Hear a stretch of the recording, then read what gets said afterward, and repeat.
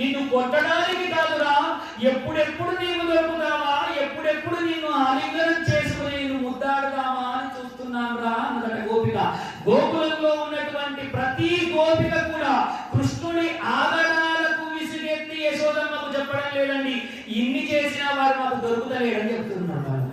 వారిని దొరకబట్టుకొని 4 ముద్దులిద్దామంటే దొరకడం లేదమ్మా అని చిన్ని కృష్ణుడు. ఎప్పుడు మా ఇంటికి వచ్చి అన్ని తినిపోతున్నాడు కానీ మాకు దొరకడం లేదమ్మా, ఎట్లానమ్మా అని వాళ్ళందరూ కూడా అంటే చెబుతూ ఉన్నారు. అట్లా అనేక మంది మనస్సులను దోచి పరమాత్మ అందరి ఇళ్లలో తను ఉండి అందరి హృదయాలలో ఉండి ఎవరికి చిక్కకుండా ఉన్నాడట పరమాత్మ. జయ గోపాల కృష్ణ భగవానికి నారాయణ శ్రీమన్నారాయణ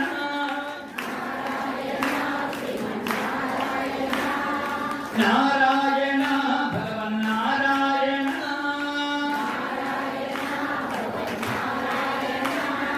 నారాయణ నారాయణ జయ గోవింద హరే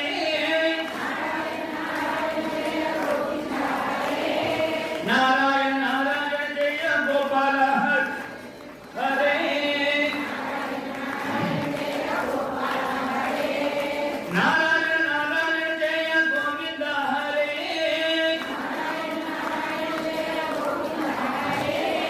నారాయణ నారాయణ జయ గోపాల హరే గోపాల కృష్ణ భగవానికి గోపాల కృష్ణ భగవానికి గోపాల కృష్ణ భగవానికి.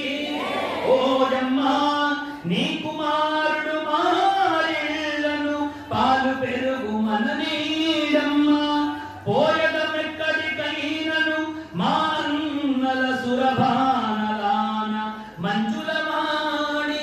ఓ మంజులవాణి యశోదమ్మ, నీ కొడుకు పెరుగు వెన్నెలను మననీడమ్మా, మేము మా ఇళ్ళను మాత్రం విడిచిపెట్టి మేము ఎక్కడికైనా పోతాం, మీరే ఉండండమ్మా ఈ హంతకులంలో, మేము మాత్రం భరించలేకపోతున్నామమ్మా. ఈమెకు ఎన్ని చెప్పినా ఏం లాభం లేదని అందరూ అనుకున్నారు. ఈమె దగ్గరికి వచ్చి అనేక రకాలుగా చెప్పారు, కానీ ఎన్ని చెప్పినా లాభం లేదని అనుకున్నారు. మూతిని 3 వంకర్లు దింపారట అక్కడికి వచ్చినటువంటి వాళ్ళందరూ. అందరూ విసుక్కుంటూ వెళ్ళిపోయారట. కృష్ణుడి మీద ఎన్ని చెప్పినా యశోదమ్మ మాత్రం నమ్మలేదట. కానీ మనస్సులో మాత్రం వీడేదో వెలగబెట్టి వచ్చాడు అని అనుకుంటున్నారట. వాళ్ళందరితో ఏమన్నారో తెలుసా? ఏమిటమ్మా మీరు ఇన్ని చాటిలు చెప్తూ ఉన్నారు, మా వారసులు 3 రోజుల నుంచి కడప దాటితే ఒట్టు, కడపని దాటలేదు, మీ ఇంట్లోకి వచ్చి ఎప్పుడు తిన్నాడమ్మా, మీ ఇంట్లోకి వచ్చి ఎప్పుడు తిన్నాడు అని యశోదమ్మ వాళ్ళకే చెప్పి వాళ్ళందరినీ పంపించేసిందట. ఈమెకు చెప్పడం మూర్ఖం అనుకున్నారు. వాళ్ళందరూ వెళ్ళిపోయారు. వెళ్ళిపోయిన తర్వాత కృష్ణుడి మీద మాత్రం అనుమానం మాత్రం అట్లాగే ఉన్నదట. ఆ యశోదమ్మకు ఏదో వెలగబెట్టి వస్తున్నాడనే అనుకున్నారట. ఒక చోట 2 పిల్లలు కొట్లాడుకున్నారట. 2 పిల్లలు కొట్లాడుకొని ఆ 2 పిల్లలలో ఒక పిల్లవానికి ఇక్కడ కన్ను దగ్గర బాగా పెద్ద దెబ్బ తాకిందట. తాకగానే ఆ పిల్లవాడి తండ్రి వచ్చి ఈ కొట్టినటువంటి వాడి దగ్గరికి, కొట్టాడు అని అనుకున్న వాడి దగ్గరికి వచ్చి, ఏమయ్యా నువ్వు కొడుకుని ఇట్లనే పెంచుతావా, నీ కొడుకు కొట్టబట్టే కదా నా కొడుకు కన్ను పోతుండే కొంచెం అయితే, ఏం పెంపకమయ్యా నేనే అని వాడితో తగువు దిగిందట. లేదయ్యా నా కొడుకు కొట్టలేదని వీడు. లేదు నీ కొడుకే కొట్టిండు, ఇగో ఈ 10 మంది చెప్తున్నారు పిల్లలు, వీళ్ళందరూ పిచ్చివాట, నీ కొడుకు కొట్టిండు, నా కొడుకు కొట్టలేదు, కొట్టిండు కొట్టలేదు, కొట్టిండు కొట్టలేదు, ఇద్దరు ఇట్లానే తగులాడుకుంటే కొట్టలేదు నువ్వు ఎట్లా చెప్తున్నావు? నీ కొడుకు నా కొడుకు కొడితే కన్ను దగ్గర రాకుండా కన్ను పోతుంది, మా వాడి సూటి అంత గట్టిగా ఉంటుందని చెప్పి అంటే కొడుకు మీద అంత నమ్మకం వాడికి. అట్లాగే యశోదమ్మకు వీళ్ళందరూ వచ్చి ఎంత చెప్పినా నా కొడుకు మాత్రం ఇట్లా చేయలేదు. కానీ ఆ తండ్రికి అనుమానం ఉన్నట్టే ఈ యశోదమ్మ కూడా వాళ్ళ మీద అనుమానం ఉన్నదట. నిజంగా వీడు ఏదో వెలుగబెట్టి వచ్చిండు కాబట్టి వాళ్ళందరూ చెప్తున్నారని యశోదమ్మ మాత్రం అనుకుంటున్నదట. ఒక రోజు బలరాముడు ఇంకా గోపాలు యశోద వద్దకు వెళ్ళి, అమ్మా కృష్ణుడు మన్ను తింటున్నాడని చెప్పి, అమ్మా అమ్మా అమ్మా కృష్ణుడు మన్ను తింటున్నాడమ్మా అని బలరాముడు మిగిలిన గోపబాలులందరూ కూడా వచ్చి చెప్పారట. ఎందుకు మట్టి తింటున్నావురా కృష్ణ అన్నట్టుగా ఇట్లా చెయ్యిని మల వేసి పట్టుకున్నారట. అమ్మా నేను మన్ను తినలేదమ్మా అన్నట్టుగా నోరు తెరవకుండా తలను అటు ఇటు తిన్నావా అంటే తినలేదు అన్నట్టుగా తలను అటు ఇటు తిప్పారట. అప్పుడు కృష్ణుడు ఆ యొక్క యశోదమ్మతో చెప్తూ ఉన్నట, అమ్మ వాళ్ళు తిన్నారని అంటూ ఉన్నారు, అని అమ్మా మన్ను తినంగనే శిశువునో యాకొంటినో వెర్రినో నమ్మ చూడకు వీరి మాటలు మదిన్న నీవు కొట్ట వీరి మార్గం ఘటించి చెప్పెదరు కాదే నిమ్మది ఆశగ్రం ఘ్రాణము చేసి నా వచనముల్ తప్పైన దండింపవే అమ్మా అమ్మా నేను మన్ను తిన్నానని వీళ్ళు చెప్తే నువ్వు నమ్ముతున్నావా? ఎందుకంటే మన్ను తినంగా నేనేమైనా వెర్రివాణ్ణా? అమ్మా కావాలంటే నువ్వు ఒక పని చెయ్యవమ్మా, నేను అని నోరు తెరుస్తానమ్మా, నా నోటిలో మట్టి వాసన వస్తే నువ్వు నన్ను దండించవమ్మా అని ఆ పరమాత్మ చెప్పాట. అమ్మా అని చెప్పగానే ఇదేదో బాగుందని అనుకున్నది. సరే అలాగే నోరు తెరుమని అనే యశోద కృష్ణుడు నోరు తెరిచాడు. ఆ లలితాంగి కనుగొనే బాలుని ముఖమందు జలధి పర్వత పవన భూగోళ విఖతరణి శివశిల్కాది ఖండాంతరమైన బ్రహ్మాండము చరాచర జగత్తు శ్రీకృష్ణుడు నోటిలో గోచరించే ఆకాశము దిక్కులు సముద్రములు వాటి మధ్య దీపములు భూమి పర్వతములు అడవులచే వీచే గాలులు కురిసే పర్వతములు కురిసే వర్షములు మండే అగ్ని వెలిగే సూర్యుడు చంద్రుడు జలపాతములు మిలమిలా మెరిసే నక్షత్రములు విశ్వమంతా నిండిన తేజస్సు పంచభూతములు మనుష్యులు వారి ఇంద్రియములు తన్మాత్రలు మనోబుద్ధి అహంకారములు సత్వరజస్తమో గుణములు వాటి అహంకారము మారము చేసే సమస్త కర్మలు ఒక్కటేమిటి సమస్త విశ్వము గోచరించే సమస్తమైనటువంటి విశ్వము ఆ కృష్ణ పరమాత్మ యొక్క నోటి అందు గోచరించిందగా. కురిసే వాన మెరిసే మేఘము సూర్యుడు చంద్రుడు వీచే గాలి పంచభూతాలతో పాటు మనుష్యులు వాళ్ళు చేసేటువంటి కర్మలు ఇవన్నీ యశోదమ్మకు కనిపించిందగా. ఆశ్చర్యం పొందిందగా. ఆశ్చర్యం పొంది కలయో వైష్ణవ మాయయో అనుకుంటున్నదట. కలయో వైష్ణవ మాయయో ఇతర సంకల్పార్థమో సత్యమో తలపన్నేరకయున్నదానో యశోదను కానో పరస్థలమో బాలకుడెంత ఈతని ముఖస్తంభై అజాండంబు ప్రజ్వలమై యుండుటకేమి హేతువో మయ మహాశ్చర్యంబుగా చింతింపగన్. ఈ బాలుడెంత, వీడి నోరెంత, వీడి నోటిలో ఈ అజాండము మొత్తము నాకు కనిపించడం ఏమిటి? ఇది కలయా వైష్ణవ మాయయా లేదా ఏదైనా దైవ సంకల్పమా? నేను భూమి మీద నిలబడి ఉన్నానా అని తనకు తానుగా అనుకుంటూ ఉన్నదట. ఆ పరమాత్మను ప్రార్థించిందట. ఇదంతా ఏం మాయా అని ప్రార్థించిందట. ఇంతలో చటుక్కుమని నోరు మూసుకున్నాట కృష్ణ పరమాత్మ. యశోదకు పట్టుకున్నటువంటి మాయ అంతా తొలగిపోయిందట. తను మళ్ళీ కృష్ణ పరమాత్మను గట్టిగా కృష్ణ అని గట్టిగా ఆలింగనం చేసుకున్నది, దగ్గరికి తీసుకున్నది. పరమాత్మకు దిష్టి తీసిందట. ఏ గాలి ధూళి సోకిందో అనుకున్నదట. పరమాత్మకు దిష్టి తీసింది. అమ్మా అంటూ ఏమీ తెలియని వాడిలాగా అమ్మ ఒడి లోపలికి ఒదిగిపోయాట కృష్ణ పరమాత్మ. కానీ యశోద మనసులో మాత్రము వీడు సామాన్యుడు కాదన్న భావన మాత్రం యశోద మనసులో ఉండిపోయిందట. ఆ విధంగా మూడు లోకములో చేత కీర్తించేబడి ఆ మహావిష్ణువే నా కుమారుడుగా పుట్టలేదు అనుకున్నాడు. పరీక్షిత్తు ఈ విధంగా అడిగాడు. ఆ విధంగా యశోద అనుకున్నది మూడు లోకాలను తన ఆధీనంలో ఉంచుకునేటువంటి ఆ పరమాత్మయే నా కడుపున పుట్టలేదు కదా అని అనుకున్నాట.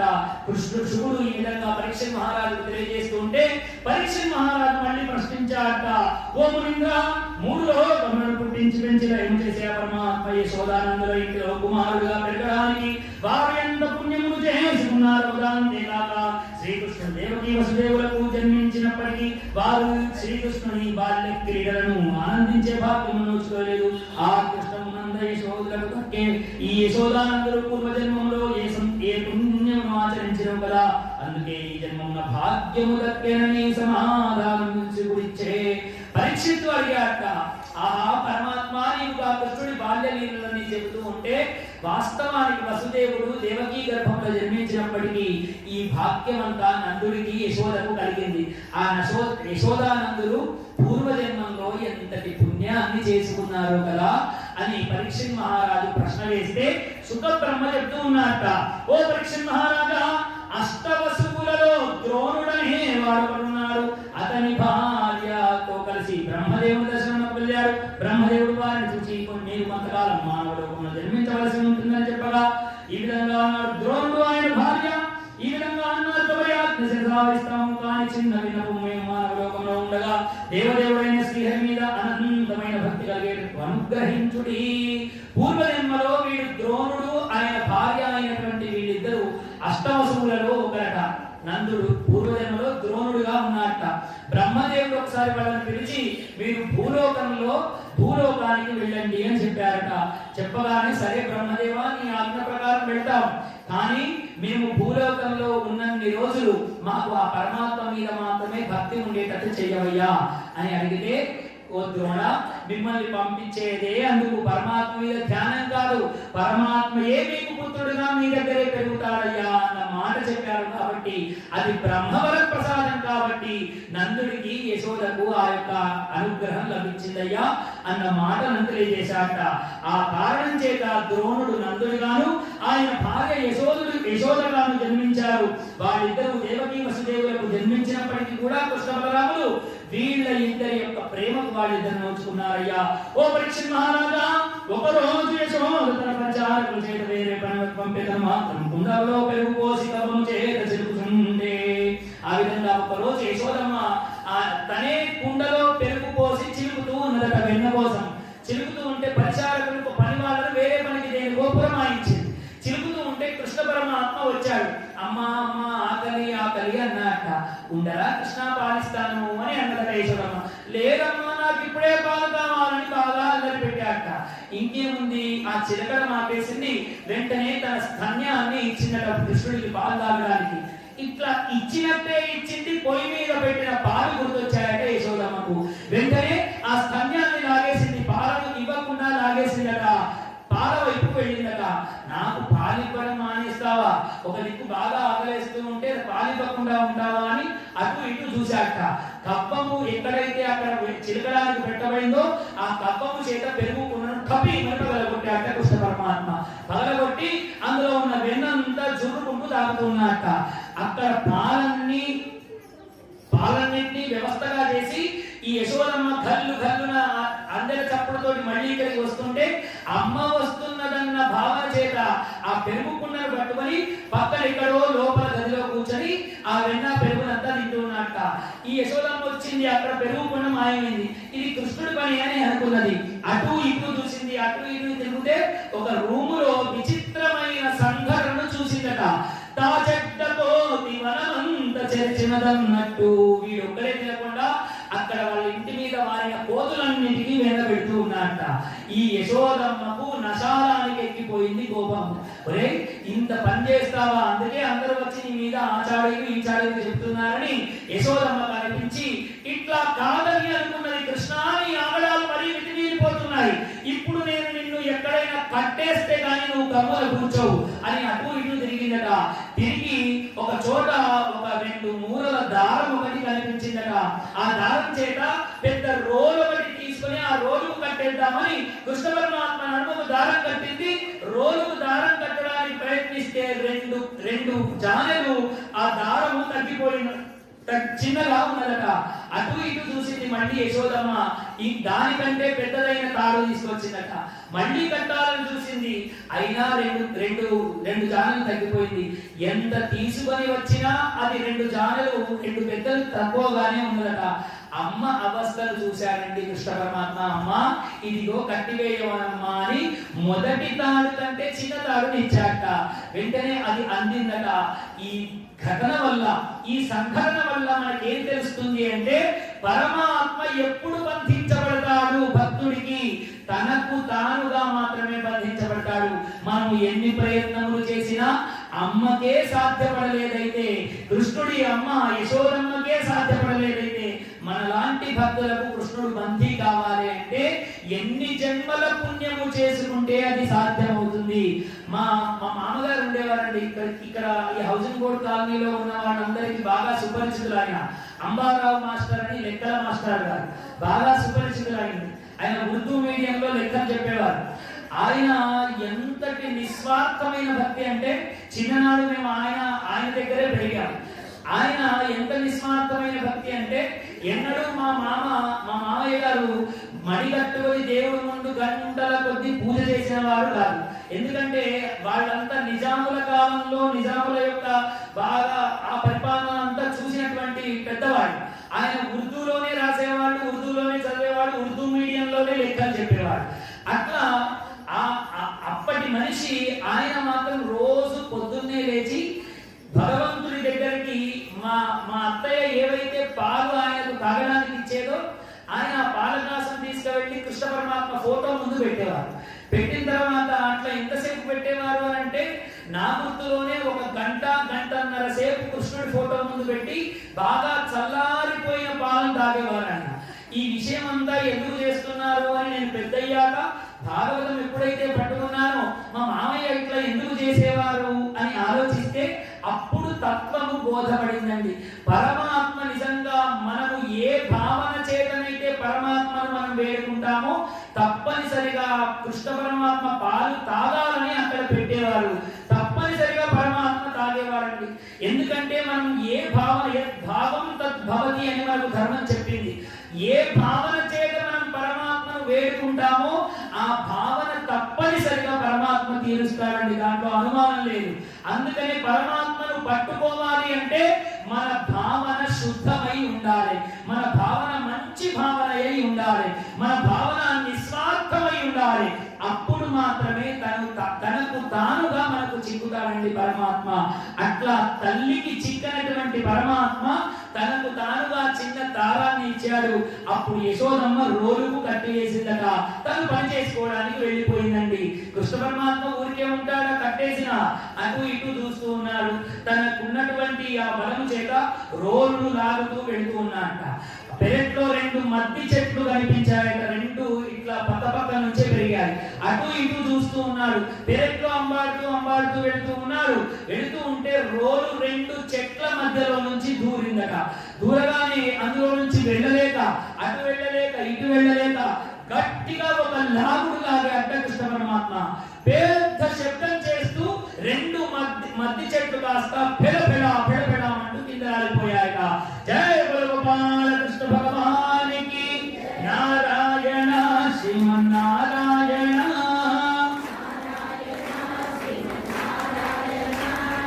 నారాయణ భగవన్నారాయణ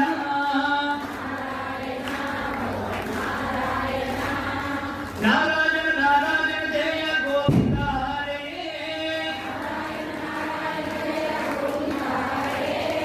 నారాయణ నారాయణ జయ గోపాల హరే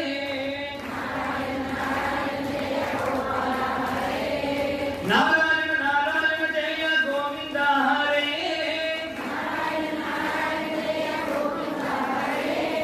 నారాయణ నారాయణ జయ గోపాల హరే గోపాల కృష్ణ భగవానికి గోపాల కృష్ణ భగవానికి గోపాల కృష్ణ భగవానికి. ఎప్పుడైతే ఆ 2 మద్ది చెట్లు పెడపెడ అంటూ కింద పడ్డాయో దాని నుండి 2 పుట్టారటండి. మణిగ్రీవుడు నరకుబేరుడు అని 2 నిజ రూపాలతో గంధర్వులు పుట్టారట. నారదుని యొక్క శాపం చేత వాళ్ళిద్దరు మద్ది చెట్లై వాళ్ళ పెరట్లో ఉన్నారు. నా యొక్క పరమాత్మకు దండం పెట్టారు, గంధర్వ లోకానికి చేరుకున్నారట. గోపాల కృష్ణ భగవానికి జై.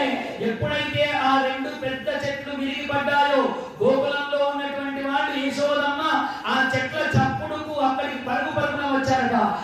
అయ్యో ఎంత పెద్ద గండం తప్పింది, నా కుమారుడికి ఇంత పెద్ద కష్టం వచ్చిందే అని అందరూ మళ్ళా వచ్చారు. ఆ రోడ్ నుంచి విప్పారు, ఆ యొక్క పరమాత్మ కట్టిన తాళ్ళని విప్పారు. యశోదమ్మ ఎత్తుకున్నదట.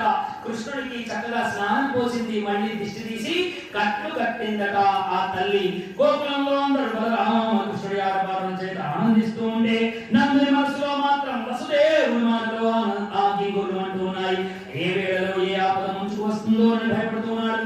ఆ సందర్భమున నందుడు ఊరిలో ఉన్న పెద్దలందరినీ పిలిచి చిన్న సభను ఏర్పాటు చేసి ఊరిలో జరుగుతున్న ఉత్పాదముల గురించి ఆలోచించి వారిలో ఉపనందుడనే వృద్ధయాదవుడు లేచి ఈ విధంగా పలికే. నందుడు ఈ యొక్క మిగిలిన గోకులంలో ఉన్నటువంటి ఆ యొక్క గోపబాలులందరినీ సమావేశపరిచాట. సమావేశపరిచి అందరూ కృష్ణుని చూస్తూ ఆనందపడిపోతూ ఉంటే నందుడి మనస్సులో మాత్రము వసుదేవుడు చెప్పిన మాటలు గింగులు తిరుగుతున్నాయి. ఎప్పుడు ఏ ఆపద వస్తుందో తెలియదు. కాబట్టి ఇప్పుడు ఉపనందుడు అనేటువంటి వాడు కొడుకున్నట్ట వాడిని పిలిచి ఏం చేద్దాం, మరి మన ఊర్లో ఇన్ని ఉత్పాదాలు వస్తున్నాయి, ఏం చేద్దాము అని అడిగితే, ఇటీవల గోకులంలో జరుగుతున్నటువంటి ఉత్పాదాలు చూస్తేనైతే మనకు ఎన్నో ఆపదలు వస్తున్నాయని తెలుస్తున్నాయి. ఓ గోపాల్ గారా, ఏమి చేద్దామని అడిగాట. కృష్ణుడు నిరపిల్లడిగా ఉన్నప్పుడు ఆ యొక్క పూదన వచ్చింది. తృణావర్తుడు అనేటువంటి రాక్షసుడు వచ్చాడు, బండి రూపంలో ఆపద. ఇప్పుడు ఈ మధ్య చెట్లు ఇట్లా ఎన్ని చూసినా ఆపదలతోనే మనం ఇక్కడ పెరుగుతున్నాం. ఏం చేద్దాము అంటే అప్పుడు అక్కడ ఉన్నటువంటి ఉపనందనుడు చెప్పాట, మనమందరం ఇప్పుడు బృందావనం అనేటువంటి చోటికి వెళదాం. అక్కడికి వెళ్ళి అక్కడ చక్కగా మన వ్రతాన్ని ఏర్పాటు చేసుకుందాం. ఇది గోకులానికి దగ్గరలోనే ఉన్నది కాబట్టి మనమందరం బృందావనానికి వెళ్ళి అక్కడ నివాసం ఉందామని ఉపనందుడు సలహా చెప్పాట. అందరూ కూడా ఆహ్లాదంగా ఆ యొక్క బృందావనంలో ఉండవచ్చు అన్న ఆలోచన చెప్పాట. ఇప్పుడు బలరాముడు కృష్ణుడు కొంచెం పెద్దవాళ్ళయ్యారు, సుమారు 4 ఏళ్ల వయసు వాళ్ళు అయినారట. వీళ్ళందరూ బృందావనానికి చేరుకున్నారట. ఈ బృందావనము, మథుర, గోకులము ఈ మూడు ఎట్లా ఉంటాయంటే పొయ్యి రాళ్ల మాదిరిగా ఉంటాయండి. ఇక్కడ మథుర ఉంటే ఇక్కడ గోకులం, ఇక్కడ బృందావనం, ఇట్లా 3 త్రికోణాకారంలో ఉండేటువంటి తీర్థయాత్రలు. ఇప్పుడు బృందావనానికి వచ్చేశారు. 4-5 సంవత్సరాల వయసులో కృష్ణ పరమాత్మ ఉన్నాడు. చిన్న చిన్న చర్నాకోలలు పట్టుకొని ఆవుల మందలను తోలుతూ ఉన్నారట కృష్ణ పరమాత్మ. వీళ్ళందరూ కూడా చెంగుమంటూ దూడలు వెళుతూ ఉంటే వాటి వెనుక వెళుతూ ఉన్నారట. ఆవు దూడలు పచ్చికలు మేస్తూ ఉన్నాయి. బలరాముడు గోపాలుడు చెట్ల నీడలు కూర్చొని చక్కగా వేణువులుతూ ఆ ఆవులన్నిటికీ ఆనందాన్ని కలగజేస్తూ ఉన్నారట. పక్షులన్నీ ఆ కృష్ణ పరమాత్మ పలికేటువంటి ఆ వేణునాదాన్ని వింటూ హాయిగా కిలకిలా రావాలు చేస్తున్నాయట. ఇట్లా బృందావనంలో అనేక రోజులు గడిచిపోతూ ఉంటే కంసునికి వర్తమానము అందినదట. కృష్ణుడు బృందావనంలో ఉన్నాడు, తనను చంపేటువంటి వాడు అని వర్తమానం అందింది. ఇంకేముంది, ఆవు దూడలను మేపుతున్నటువంటి ఆ కృష్ణ పరమాత్మ దగ్గరికి ఒక రాక్షసుని పంపించారట. ఆ రాక్షసుడు ఎవరు అంటే వాడు కూడా ఆవు దూడ రూపంలోనే వచ్చాడట కృష్ణ పరమాత్మ దగ్గరికి.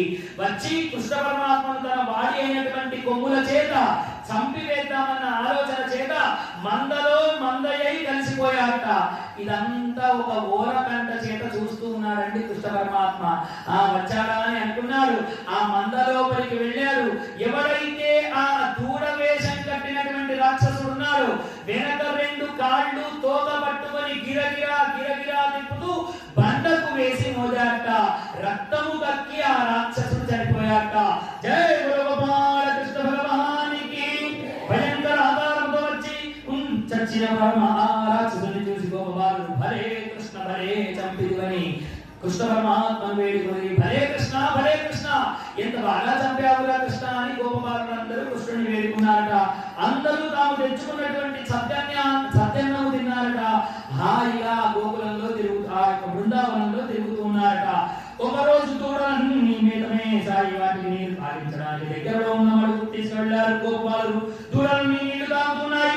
ఒక నీటిలో ఒక పెద్ద కొంగ నిలబడి ఉండే తపస్సు చేసుకుంటూ ముని మాదిరిగా కళ్ళు మూసుకొని ఉండే ఆ కొంగకు బాగా పొడుగా ఉండే వాడు బకుడు అనేటువంటి రాక్షసుడు పెద్ద కొంగ రూపంలో అక్కడికి వచ్చాట. కొంగ రూపంలో వచ్చి కృష్ణుడు ఎప్పుడైతే వస్తాడో వాడిని మింగేయాలన్న ఆలోచన వాడిది. అక్కడికి ఆ నీళ్లు తాగడానికి గోవులు అన్ని ఆ యొక్క సరస్సు దగ్గరికి వచ్చేయట. ఈ పేద కొంగ తాను జపం చేస్తున్నట్టుగా ఒక కాలు పైకెత్తి అక్కడ కూర్చొని అక్కడ నిలబడి ఉన్నదట. కృష్ణుడు ఇదంతా చూశాట, గమనించాట. ఏం చేస్తుందా ఈ కొంగ అన్నట్టుగా కొంగ దగ్గరికి వెళ్ళాట. బకుడనే రాక్షసుడు పొడవైన తన ముక్కు చేత కృష్ణుడిని పట్టుకున్నాట. పొడవైన ముక్కు చేత పట్టుకున్నాట. అమ్మో అయ్యో అంటూ కృష్ణ పరమాత్మ అరుస్తున్నాట. ఈ భక్తుడు కృష్ణుడు నా నోటికి దొరికాడని వాడు ఆనందపడిపోతూ ఉన్నాడు. కానీ బలరాముడు అనుకున్నాట, ఇప్పుడు ఇంకో కోడికి మూడింది మా కృష్ణుడి చేతిలో. ఎందుకంటే అందరికీ తెలియదు కానీ బలరాముడికి తెలుసు, ఎవరైతే కృష్ణుడి జోలికి పోతాడో వాని సంగతి ఇంకా అంతే అని బలరాముడు మాత్రం అనుకుంటున్నాడు. కృష్ణుడు అమ్మో అయ్యో అన్నట్టు నాటకం చేస్తున్నట్ట. ఈ బకుడనే కొంగ కృష్ణుడిని అమాంతము మింగివేసిందట. మింగివేయంగానే ఇటు గొంతులోకి దిగక అటు బయటకు రాక మధ్య గొంతులోనే అడ్డుపడ్డాట కృష్ణ పరమాత్మ. ఆ గొంతులో అడ్డుపడగానే కొంగకు శ్వాస ఆడక అటు ఇటు ఇచ్చేసి కొంగ కక్కి వేసిందట. ఎప్పుడైతే కొంగ మింగిందో, కొంగ కృష్ణుడిని మింగిందో అని పిల్లలందరూ వచ్చారట. కొంగ బయట భూమి వేగానే కొంగ మింగిన కృష్ణుడు, కొంగ కక్కిన కృష్ణుడు, ఇట్లా అందరూ పిల్లలందరూ కృష్ణుడి చుట్టూ చేరి కృష్ణ నీకెంత ఉత్పాతం తప్పినరా అని అందరూ గోపాలందరూ కృష్ణుడి చుట్టూ చేరాక కృష్ణుడికి ఇంకా లాభం లేదనుకున్నారు. ఒక కాలుని ఆ కొంగ ముక్కు మీద వేశాడు. చేత తన ఆ యొక్క కొంగ యొక్క ముక్కును బాగా చీల్చివేసి ఆ బకుడనేటువంటి రాక్షసుని కూడా చంపివేశాక. జై గోపాల కృష్ణ భగవానికి జై.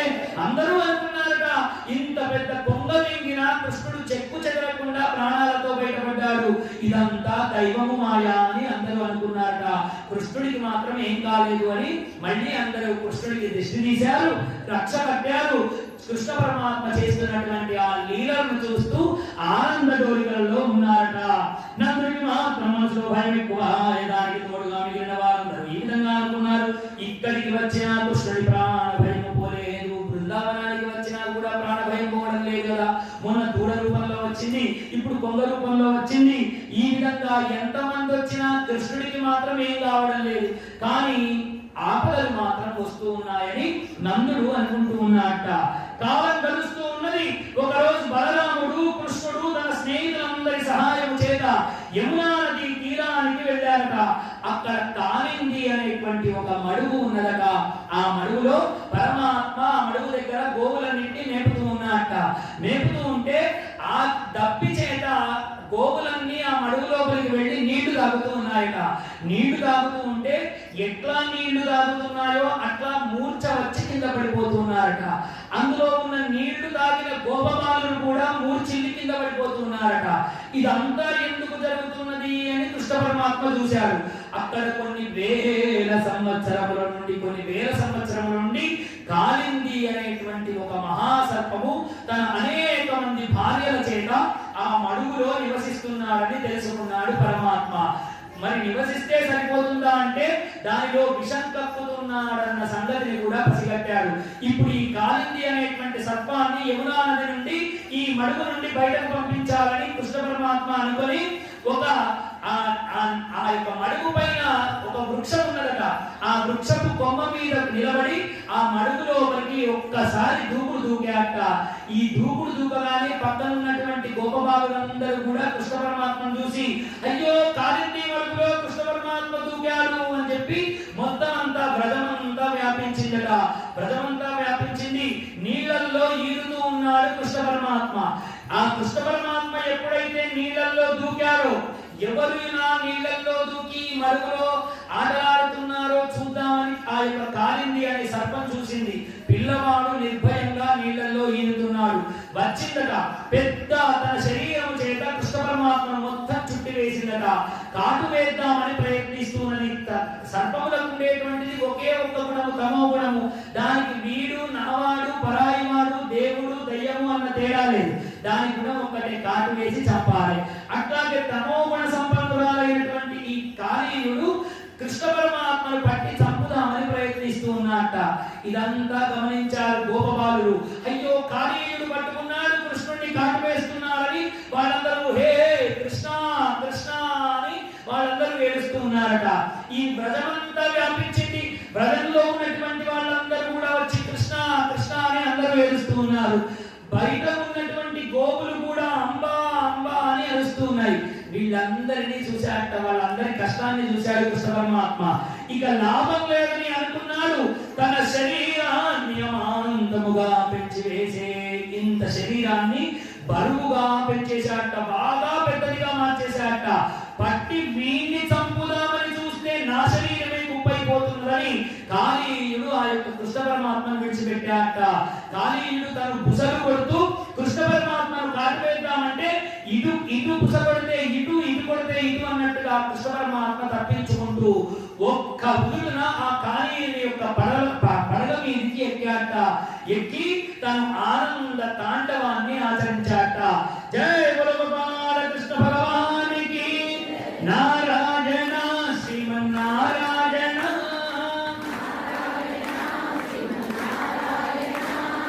నారాయణ భగవన్నారాయణ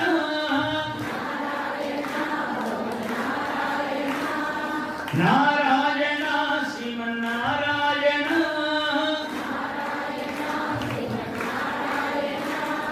నారాయణ భగవన్నారాయణ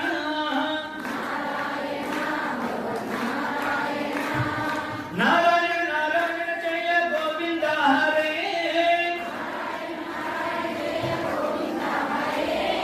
నారాయణ నారాయణ జయ గోపాల హరే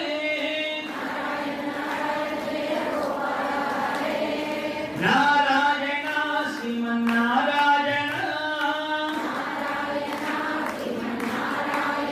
జయ గోపాల కృష్ణ భగవానికి గోపాల కృష్ణ భగవానికి గోపాల కృష్ణ భగవానికి. కాళీయుడి తల మీద మణులు అన్నీ ఉన్నాయట, పడగ మీద అనేక మణులు ఉన్నాయట. కృష్ణ పరమాత్మ చక్కగా నృత్యం చేస్తూ ఉంటే ఆ మణులన్నీ మెరిసిపోతూ ఉన్నాయట. ఆ పరమాత్మ కాళీయుడి మీద చేసినటువంటి ఆ నృత్యాన్ని దేవతలందరూ చూసి పుష్పవృష్టిని కురిపించారట. అందరూ ఆనందం చేత కృష్ణుడిని పొగుడుతూ ఉన్నారట. కృష్ణుడు తన పడగల మీద ఎక్కి తొక్కుతూ ఉంటే కాళీయుడు చచ్చేంత పర్యంతమై కళ్ళ వెంట రక్తము కారుతూ ఉన్నదట. కాళీయుడు భార్యలందరూ వచ్చి కృష్ణ పరమాత్మ రక్షించరా, నీవే కదా మాకు రక్షణ కొరకు విషాన్ని ఇచ్చావు, నీవే కదా మమ్మల్ని రక్షించేవాడివి, ఈ సృష్టిలో పుట్టించింది నీవే కదా, మరి నీవే మమ్మల్ని సంహరిస్తే ఎలా కృష్ణ అని ఆ కాళీయుడి యొక్క భార్యలందరూ కృష్ణుణ్ణి వేడుకున్నారట. అనేక రకాలుగా స్తుతించారట. ఓ దేవా మేము తమో గుణ సంపన్నులం, ఓ దేవా కృష్ణ మేము తమో గుణ సంపన్నులం కదా, మాకు వారు మీరు అన్న తేడా ఉండదు కదా అని ఆ పాములు చెప్పాయట. కాళీయుడు చెప్పాట. కృష్ణుడు ఆ కాళీయుడితో అన్నట, సర్పజాతికి ఆత్మరక్షణము కొరకే విషమునిచ్చి ఉంటే మీకు విషాన్ని ఎందుకు ఇచ్చారో తెలుసా? కేవలం మీ ఆత్మరక్షణ కొరకే. కానీ మీరు ఏం చేస్తూ ఉన్నారు?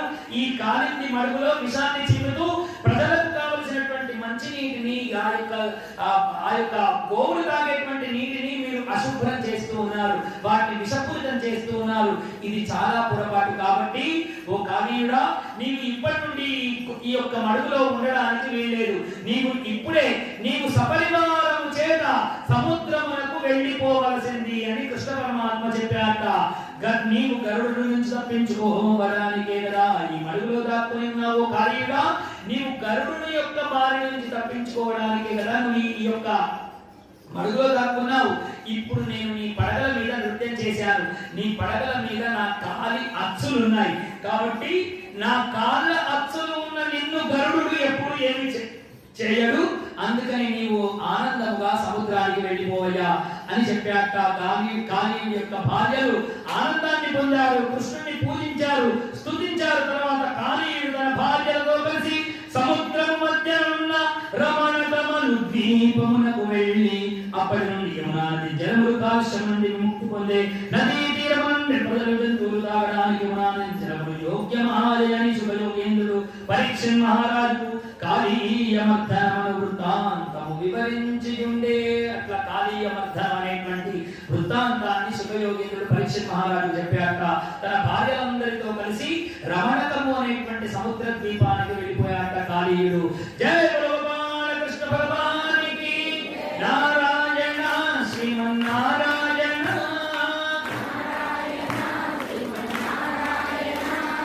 నారాయణ భగవన్నారాయణ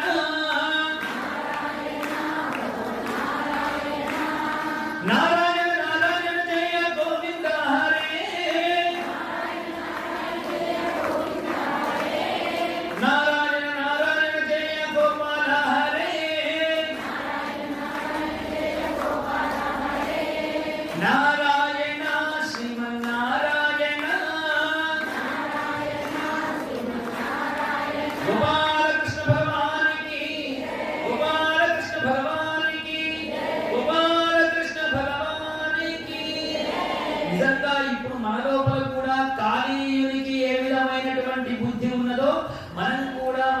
చుట్టుపక్కల ఉన్నటువంటి జలాన్ని, అదే విధంగా కాళీయుడు విషం వేశాడు.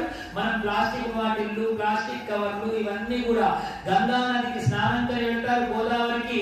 అందులోనే అన్ని మనం తీసుకువెళ్ళినటువంటి చెత్తంతా గోదావరిలో విడిచేస్తారు. ఆ కాళీయుడికి మనకు తేడా ఏమీ ఉన్నది? కాబట్టి భగవానుడు మనకు దీని ద్వారా ఏం తెలియజేశాడు అంటే, ప్రకృతిలో ప్రజలకు ఉపయోగపడేటువంటి త్రాగడానికి కొరకు మాత్రమే భగవానుడు నీటిని ఇచ్చాడు. అలాంటి నీటిని అపరిశుభ్రం చేసి మనము కాళీయుడికి పట్టినటువంటి గతిని మనం పట్టించుకోకుండా ఉండాలని మనకి భాగవతం ద్వారా మనకు తెలుస్తూ ఉన్నది. జయ